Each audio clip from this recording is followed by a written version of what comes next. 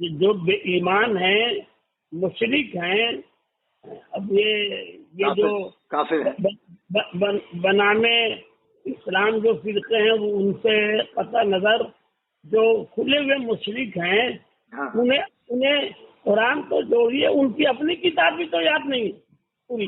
ہاں ان میں سے کسی کو اپنے دھرم کی کتاب جو دھرم گرنتھ کہلاتی ہے وہ بھی یاد نہیں، کیا ہے، انجیل ہے، زبور ہے، اس میں سے کوئی کتاب ان کو یاد ہوئی؟ نہیں یاد۔ تو ان کو قرآن پاک یاد کرنے کی ضرورت کیا ہے؟ اب کیوں توفیق ملے گی؟ بالکل وہ تو اہل ایمان والے کو ہی ملے گی نا توفیق صاحب۔ ہاں، اس لیے ملی کہ قرآن کی حفاظت کا اللہ نے وعدہ فرمایا، اپنے ذمہ کرم میں دیا ہے اس کا تحفظ، تو ایمان والے یاد کریں تاکہ اگر کوئی اس میں خلط مند کرے تو اس کی چوری پکڑی جائے۔ اچھا، کچھ لوگ وہ بھی ہیں کہ اگر یاد کر بھی لیں لیکن اس کے بعد بھی ان کا عقیدہ درست نہیں ہے، تو یہ ان کے لیے ایک اللہ کی طرف سے سزا ہے جو انعام سے اگر یاد کرنے کے بعد اس کا عقیدہ بگڑے گا، حد کفر پہ پہنچے گا، تو اللہ وہ قرآن کی وہ دولت سے اس کو محروم کر دے گا، وہ حفظ بھول جائے گا۔ اب یہ اس کی مرضی ہے۔ نہیں، حافظ وہ بھول جاتے ہیں، جو بدعقیدہ ہو جاتے ہیں نا، قرآن بھول جاتے ہیں۔ مجھے اس کا تجربہ نہیں ہے، میں اس کا علم ہو سکتا ہے بھول جاتا ہوں، اور اگر نہ بھی بھولے تو وہ فضیلت تو ختم ہو گئی، کتاب رچنے کو تو کوئی بھی رچ لے گا نا۔ ہاں قرآن میں ہے نا، خیر حدیث میں خیرکم من تعلم القرآن وعلمہ، تمہیں بہتر وہ ہے جو قرآن کو سیکھے اور سکھائے۔ تو سیکھنے سکھانے والے کو تو اللہ کے رسول نے بہتر قرار دیا ہے۔ نہیں، یہ بھی تو آیا ہے، اسی قرآن سے لوگ ہدایت پاتے ہیں، اسی قرآن سے۔ ہاں، یضل بہ کثیرا ویہدی بہ کثیرا، اس کا مقدر ہے۔ ہاں مقدر۔ اچھا، ایک حدیث اور ہے حضرت کہ حضور نے فرمایا کہ نصرت بالرعب مسیرۃ شہر، نصرت بالرعب مسیرۃ شہر، کہ اللہ نے میری رعب کے ذریعے مدد فرمائی 1 مہینے کی مسافت کی دوری تک۔ ایک مہینے کی مسافت کی دوری تک۔ ہاں، نصرت بالرعب مسیرۃ شہر۔ اب یہ کس تناظر میں ہے مجھے میرے ذہن میں نہیں ہے۔ یعنی حضور نے فرمایا کہ اللہ نے میری رعب کے ذریعے مدد فرمائی کہ 1 مہینے کی مسافت کی دوری تک میرا رعب رہتا۔ ہاں، تو میں جو کہہ رہا ہوں کس تناظر میں ہے، اس کا ما سبق و ما لحق دیکھا جائے گا۔ ہاں، یہی میں پوچھنا چاہ رہا ہوں کہ رعب جیسے حضور کا 1 مہینے کی دوری تک رہتا تھا، تو مدینہ شریف میں تو خاص طور سے جو بھی ہیں مدینہ شریف میں وہ سب حضرات مومن ہیں کہ اچھا، یہ کہنا چاہ رہے ہیں جی، کیونکہ آپ کی مسجد کا جو امام ہے وہ آپ کے سامنے تو ٹک نہیں سکتا، بدعقیدہ جو ہوگا۔ نہیں، ایسی بات نہیں ہے۔ اس کی کوئی دلیل ہے آپ کے پاس؟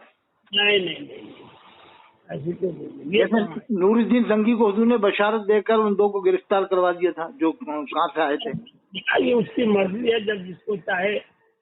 اللہ تعالیٰ نے فرعون کو اتنی دولت دی، اور بھی اس زمانے میں آپ اپنے ملک میں دیکھیے کیا کیا حربے نکال رہے ہیں۔ آج ووٹر لسٹ یہ بہار میں بن رہا ہے، اس میں تقریباً کئی 2 کروڑ کے قریب مسلمان ہیں، ان میں سے 1 کروڑ کو تو چھاپنے جا رہا ہے۔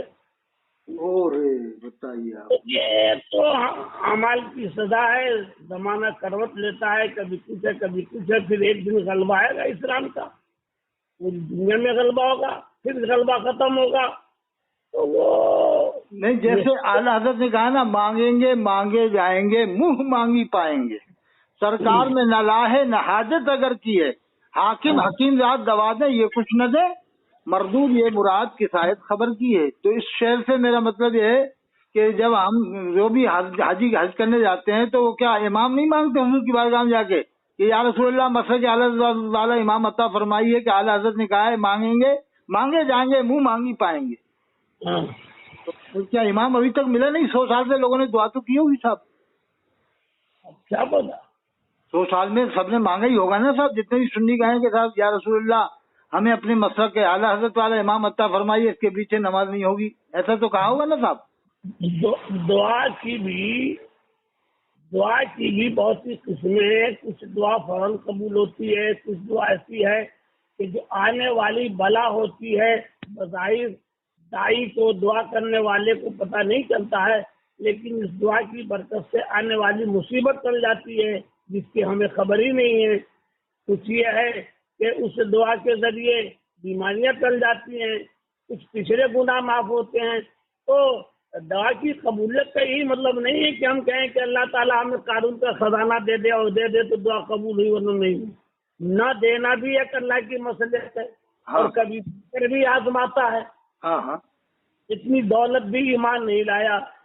اب آپ بتائیے، تو اس کی آزمائش ہے، کبھی غربت کے ذریعے آزماتا ہے، کبھی دولت کے ذریعے آزماتا ہے. دیکھیے ادری میاں نے بھی کہا تھا کہ نبی مختار کل ہیں، جس کو جو چاہیں عطا کر دیں، زمین کو آسماں کر دیں، سریا کو سرا کر دیں. صحیح ہے، وہ صحیح ہے. آپ جو یہ سوال کر رہے ہیں، میں تو اس حوالے تلاش رہا فتوے کے لیے. اب آپ کا سوال آیا، میں نے آواز کو پہچان لی. آپ جو یہ کہہ رہے ہیں کہ وہاں جو حاجی لوگ جاتے ہیں، اب یہ بتائیے کہ ابھی جو حج ہوا ہے اس دفعہ، جمعرات کو انہوں نے وقوف عرفہ کرایا ہے. ہاں کرا دیتے ہیں، جبکہ وقوف عرفہ ہونا چاہیے جمعے کو. اچھا. وقوف عرفہ ارکان حج میں سب سے اہم رکن ہے. ہاں بے شک. یعنی جب تک وقوف عرفہ یوم عرفہ میں نہیں ہو، یعنی 9 ذی الحجہ کو چاہے جتنے بھی اعمال بجا لائے ہوں، حج ہی نہیں ہوگا، بلکہ حج اس پر قضا ہو گئی. اللہ. اب اس نے جمعہ کو اس لیے نہیں کرایا کہ جمعہ کو جو حج ہوتا ہے اسے حج اکبر کہا جاتا ہے. اچھا. حج اکبر کے لیے اخراجات میں اضافہ ہو جاتا ہے. اچھا. جانے ہیں، سواریاں ہیں، راوٹی ہے، اور کھانے پینے کے کا خاص اہتمام کرنا پڑتا ہے. اس خرچ سے بچنے کے لیے جو اس نے جمعرات کو کرا دیا. بہت سے لوگوں، کچھ میرے جاننے والوں کے وہاں سے فون بھی آئے، تو میں نے انہیں بتایا کہ آپ جمعہ کو بھی اپنے طور پر کسی سواری سے وہاں چلے جائیے اور مغرب کے بعد عرفات سے واپس آئیے، تب تو آپ کا ہو گیا، اور نہیں تو آپ پر یہ حج قضا ہوگا. آپ جو کہہ رہے ہیں کہ دعا قبول ہوتی کہ نہیں ہوتی ہے، تو اللہ تعالیٰ سے دعا کرنے کی کیا ضرورت ہے؟ اس کو بیت اللہ کہا جاتا ہے. اللہ کا وہ گھر ہے، اس کی عبادت کا وہ خاص محل ہے. ایک نیکی کا ثواب 1 لاکھ ہوتا ہے. جی، تو وہ چاہے تو منٹوں میں پلٹ دے. لیکن پلٹ کیوں نہیں رہا؟ نہیں پلٹ رہا ہے. یہ ہماری آزمائش ہے، ہمارے اعمال کی سزا ہے. اب آپ یہ بتائیے، ابھی جو محمد بن سلمان ہے، اسے آپ کیا سمجھتے ہیں؟ یہ تو خبیث الاکبر ہے صاحب. اس کی اللہ کو توفیق دے. یہ یہودی ہے. ارے تو مردود اکبر ہے. یہ یہودی ہے، اس کا باپ یہودی ہے. محمد بن سلمان اسرائیلی سے بھاگ کر گیا تھا، جس کی 20 بیویاں تھیں. 20 بیویاں؟ 20 بیویاں. اس کا وہ عبدالعزیز بن سعود. 100 بیٹے تھے اس کے. 100 بیٹے؟ 100 بیٹے. آپ معلوم کیا کھاتا تھا؟ کاجو بادام، چاندی سونا کھاتا تھا. چھوڑیے نا، میں یہ کہہ رہا ہوں کہ 20 بیویاں بیک وقت اگر رکھے اور 100 بیٹا ہوں، چاہے جو ہوں، کیا وہ اولاد حلال ہوئی؟ اور کیا بہت باریک نقطہ نکالا آپ نے. امت کے لیے بشرطِ استطاعت ایک ساتھ 4 بیوی رکھنے کی اجازت ہے. حضرت پیران پیر کے بارے میں لکھا کہ 22 لڑکے 27 لڑکیاں تھیں، 4 بیویاں تھیں. ارے لڑکے لڑکیاں چاہے جتنی، اور بیویاں تو 4 تھیں. 4 تھیں تو قرآن میں، ہاں قرآن کے مطابق 4 ہی تھیں. مثلا اب انہوں نے جمع نہیں کی ہوں 20 بیویاں، یا کے بعد دیگرے کری ہوں، ایسا ہو سکتا ہے. جی، یا کے بعد دیگرے کی ہوں، یعنی ایک ساتھ نہیں رکھی ہوں 20 بیویاں. ارے کمینہ، یہ خبیث ابھی جو آتا ہے، یہ عیاش ابھی ہندوستان میں آیا تھا G22 میں 4 جہاز لے کر کے.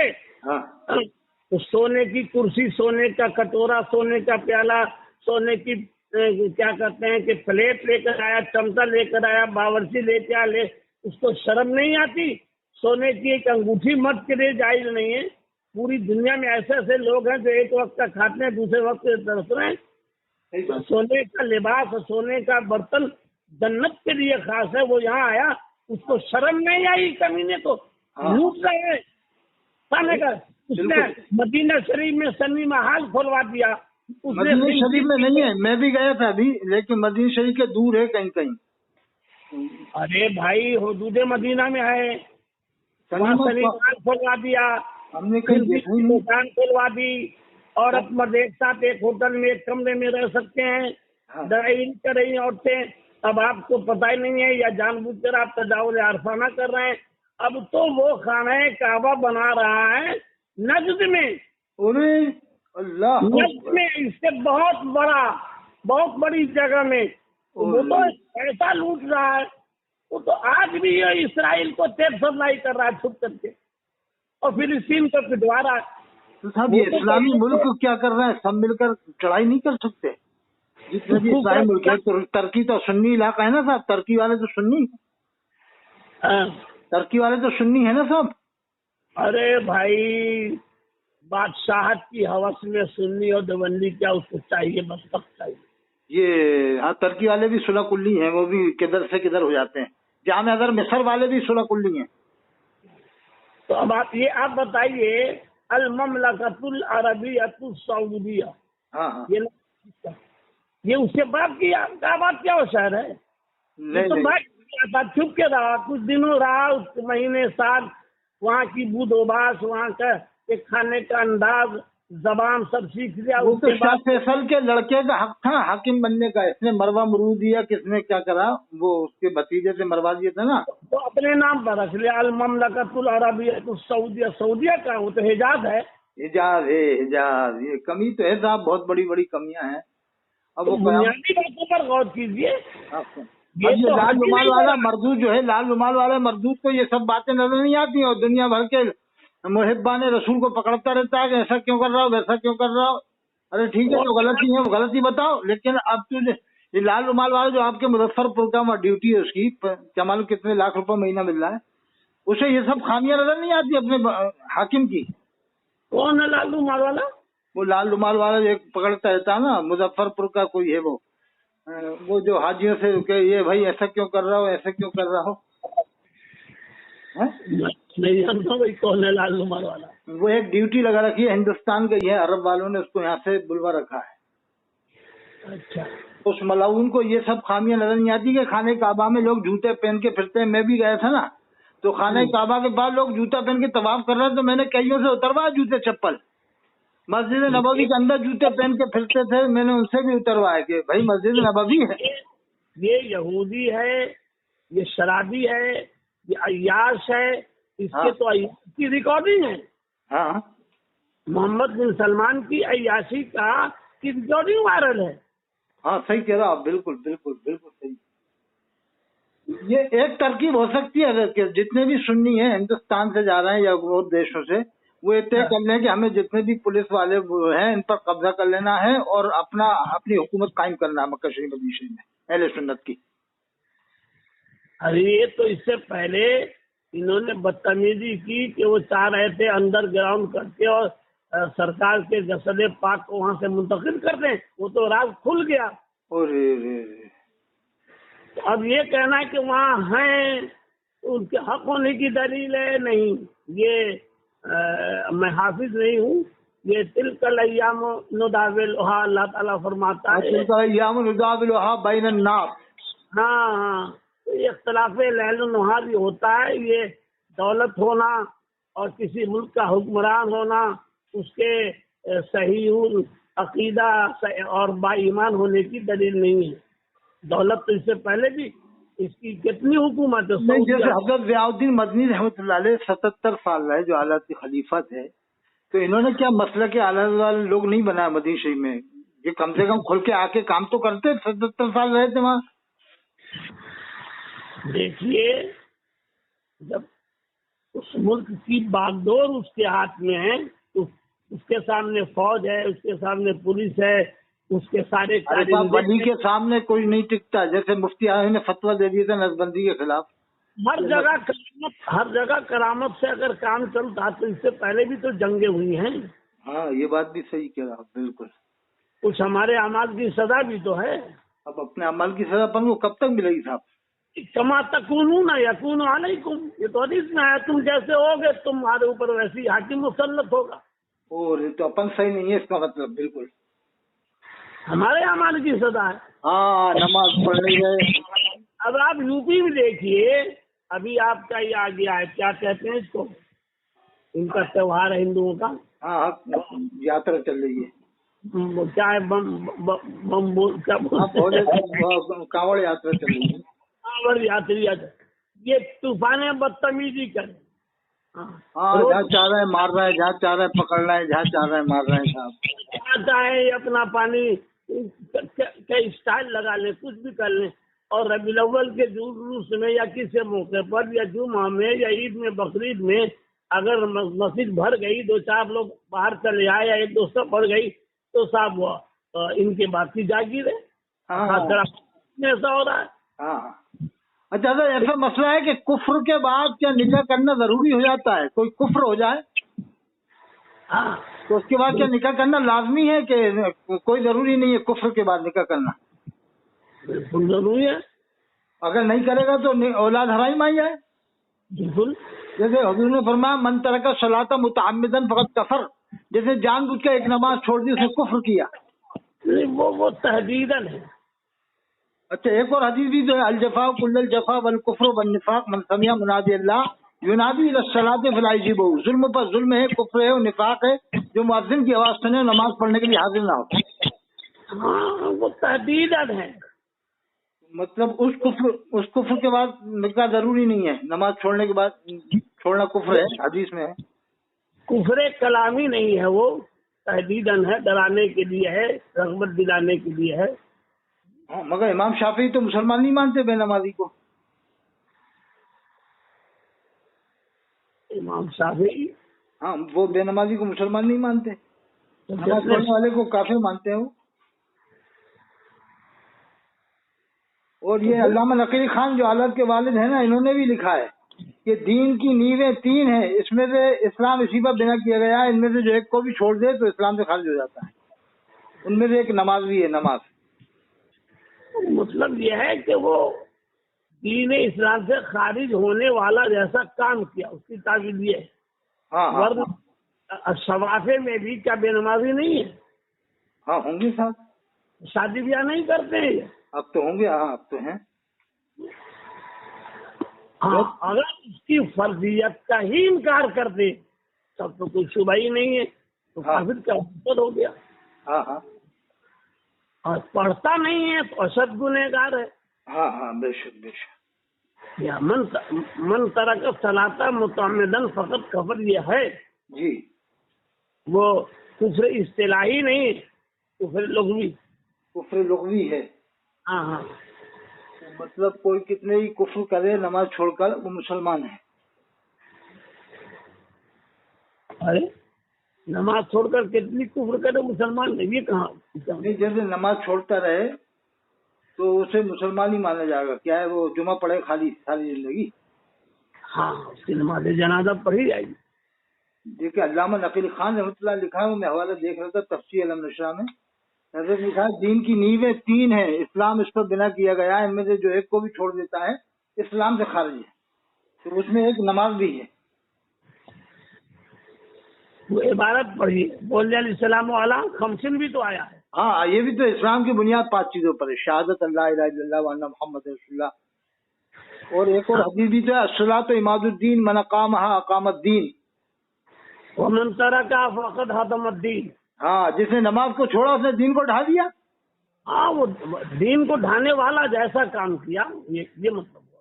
ہاں تو مطلب وہ مومن کہلانے کے لائق نہیں ہے بے نمازی. مسلم کہلانے کے لائق نہیں، مومن تو ہے. نہیں مومن تو کامل ایمان والے کو کہتے ہیں نا حضرت. حدیث میں جیسے تقو فراست المومن، مومن کی فراست سے ڈرو فإنه ينظر بنور اللہ، بے شک وہ اللہ کے نور سے دیکھتا ہے. اسلام مجموعہ اعمال کا نام ہے اور ایمان مجموعہ عقائد کا نام ہے. وہ نماز کو فرض جانتا ہے، پڑھتا نہیں ہے،